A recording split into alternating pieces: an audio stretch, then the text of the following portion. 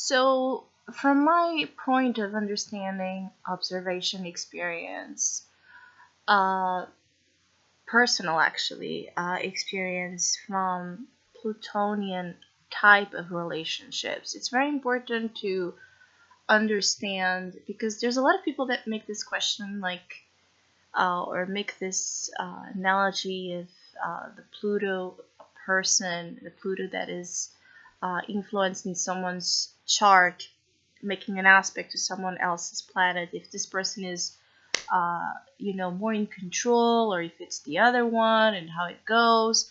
I have to say that in my point of view, what I have observed is that Plutonian relationships are all consuming of both entities experiencing them, which means that there's no such thing as one being more in control than the other. Now, what there can be is this fracturation, yes, this type of, when we have this intense experience and both people involved take on a certain role where one can be more assertive and the other one more quiet or more submissive and the other one more controlling. But usually from as well what I have observed in Plutonian relationships, it takes turns depending on which cycle they are in what stage of the cycle of the whole experience that Plutonian relationships have, and usually they are long ones, long stages of different experiences. It really depends on how the story is developing between two parts, and of course your own personal tendencies and natural uh, tendency to explore relationship and engage in dynamics in certain ways. So if you have a natural person that naturally it's more comfortable in being submissive and the other one more in control, if one is more in a well balanced, in harmony, peaceful way of being, and the other one is more aggressive in its tendencies, uh, naturally this in the Plutonian relationship, as they bind themselves together in this union, um, this will be manifested in usually the aggressor, the person that is more comfortable in the aggressive, assertive side, being more in control and in apparently more in control in the relationship. Because the thing is that in Plutonian relationships, it's about surrendering. So it's an illusion to think that both parties involved have more or less control. It's usually, in my opinion, of course, it's always about my subjective take on the situation. It's an illusion because both of them are actually experiencing this relationship as a purpose to let go of control and to deeply transform parts of their beings that are hiding right between behind a lot of the facades that we create and mechanisms that we create as we grow and to survive in this world, but that keeps us from having the full experience of love that we yearn to have. So Plutonian relationships are all about yearning. There's a big yearning, and usually when people have, again, strong Pluto presence in their relationship dynamics, also from what I have observed, usually both of them have deep yearnings for the deepest possible loves, but at the same time they have the highest defenses and mechanisms as well created to keep themselves from finding that all-consuming experience. Because there's many levels to Plutonian relationships. Some of them are quite destructive, some of them are quite painful, some of them are quite we could say in the lower frequency and energy, in the shadow attribute. But what is shadow and what is light if not compounds of the same whole, at least in my, again, understanding and my uh, feeling of it. I do feel like just because it's shadow, or it's more in the shadow form, it does not mean that first of all it's not love, and second that it cannot be transformed, transmuted, and evolved into the highest forms uh, that it has. The difficulty here usually lies in the fact that Pluto energy is going to touch our deepest selves, and so usually it makes us going to contact with parts of us that have been, let's say, dormant, parts of us that have been completely unconscious, or not well understood and developed, because we didn't need it. We didn't need it to have that well sense of development until we connect in this way, and we are brutally awakened to the nature of our reality, our inner reality, and most of the time we are awakened to our beastly tendencies, to parts of us that we would deny belong to us. But as we live in life and deny that that is a part of us, what ends up happening? It ends up happening that we live in a state of, again, fragmentation. We live not feeling whole, we live not feeling healed, we live not feeling as complete and as free. It also, the interesting thing that I feel is that usually Plutonian relationships bring this binding force, this terrible attachment. And when I say terrible, is because when we attach in that way, usually the price we pay for that attachment is suffering, because it hurts, and because when we are attached and we don't have that person and we don't have that connection the way we wanted to, or when there's a problem arising between these two, the attachment is so deep, and it can be felt like a prison. It can be felt like we are being being taken as hostage, right? From this emotions that are so intensified, driving us crazy, and again, festering the conditions for a lot of hate, jealousy, anger, and obsession to rise. Because usually I also feel like all of those rise because we don't accept how much power we are dealing with here, and how much, little control we actually have.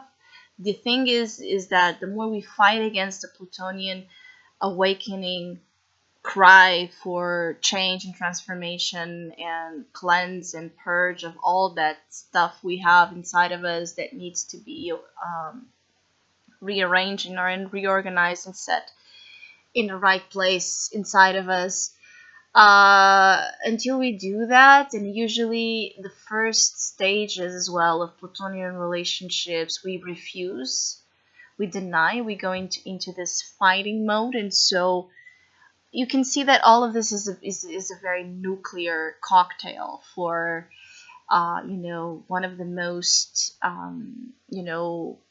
one of the most one of the most I have a lack of words to say it, a lack of definition, and that's exactly it. It's like, it's a very otherworldly experience in a certain way, where you're both in hell and in paradise at the same time, where you feel the highest of the highest and the lows of the lows. And of course, that depending on the level you are in your stage of understanding and development of your own self and being, and again, your own natural tendency, your natural traits, what you usually gravitate towards and like in relationships and in people in general. This can be, enhanced, or this can be diminished, the intensity of it. But it's going to be intense nevertheless. And it puts us in contact with extremes. the extremes that exist in our nature and in the nature of someone else that is being mirrored in front of us. So Plutonian relationships are no joke. Yes, they are not something that are to be taken lightly and are to be taken also in this very from what I have also researched and heard and listened to. There's a lot of just it is the talk. I'm sorry. There's this duality, which I also find interesting, is that this love-hate relationship about the Pluto relationship itself in terms of what it means in the whole astrology community and community of people that experience their experience that share their experience. I'm sorry, with us out there. It's very interesting to see that you have people that even when they are sharing their experience, they put a lot of their personal their personal let's say not so much impartial association with it, because again that's I feel like that's again the it's like echoes of the Plutonian experience giving voice to itself, because Plutonian relationships and dynamics are about love and hate extremes. And so even if it's a 20-year far apart relationship that we had once in our lives, I feel like you're still going to talk about it with a strong voice to it, let's say a strong opinion to it, a strong sense to it. It's not a relationship dynamic, it's not a situation that is easily forgotten, just as is not easily let go of. And again, I keep getting a sense that, of course, that I also have my very personal opinion and subjective let's say reaction to what I have felt about this. But I feel like it's very important to provide information that brings here the whole aspect of it, because it's not just one thing. It's very tunnel vision, in my opinion, very narrow-minded to see something like this as just negative and destructive, or as just as the best thing ever. It's like you need to have this balanced, I feel, outlook on what it can mean and what it can do to our evolution and to our actually to our attainment of our quality in relationship and connections out there that are actually a part of this whole concept that we have created to describe soulmates and twin flames. I think that it's not that those don't exist or do exist. It's more that I feel like there are coming from places those attributes like twin flames and soulmates, which can be very much real. And if they are, I feel like they are exactly what the earning of a Plutonian relationship is to become. Now, most of the times it doesn't, because again, the shadow stuff and the darker aspect and the work that we are asked to do in order to get to the best side and a lighter aspect of it is demanding. Is very demanding, and it's something that is not for the faint of heart, and it's not as well for the weak. When I say weak, is for those that are unwilling to take responsibility for their own personal, of course, problems and insecurities and defaults. You need to be really honest. Brutality is the word that I would as well put along with the connections that are associated here with Pluto vibes. Brutality in the sense that everything is mind blowing. It's just going to throw you out of your uh, throw you out of what you expect it to be. And usually this also manifests in the relationship, sometimes going being really really good, really really intimate, really bonding, really all that you hoped for. And one day, out of nowhere, something changes and you're completely set off again your balance and your security, and you don't understand how the relationship changed or that situation happened if the relationship was going so well, and vice versa. You can be going through the hell period that these Plutonian relationships go through and believe that all is done with and ended basically, but except that you can't move on. And suddenly something turns, and a different facet of it manifests, and it's actually a pretty good one that brings a surprising refreshed opportunity to establish, heal, reconcile with this other individual you are connected with. And actually Plutonian relationships is not just with intimate partners that I'm talking about, romantic partnerships. You can have a Plutonian, very deep Plutonian relationship with a parent, with a sibling, with a friend, with anyone. And all of those dynamics that I was talking about, they are still a part of it, any of it. Now, I just decided to make this video. I don't know why I was led to do it, because I have been, it's a topic that fascinates me. It's something that I really like to dwell into, not only because of my own, personal research and my personal um, experiences that I've had so far in Plutonian relationships. Again, with my father, I have a strong Plutonian relationship with, of course, former romantic relationships that I had with friends, and so I keep gravitating towards this type of dynamics, and they are very very interesting to look at, very hard to live through, but that's the trick. As you live through them, not avoid them, and that's the very first thing you try to do, is deny the importance, avoid the situation, run from it. But because I'm more into actually questioning and trying to give meaning to experiences, I find it very hard. Even when I try to run, I find it very hard to do so. Maybe because I have the sun in the fourth house, which makes me really into self-analysis, especially in Virgo. It makes me really go as deep as I can, internalizing and processing all that emotional experience that I have. I always want or look to go. Not always I'm successful at it, but I always try my best to go to the root of all the emotional, deep experiences that life keeps bringing to me. And this is just a generalized experience, let's see how the feedback goes for all of you. Just let me know if you would like to,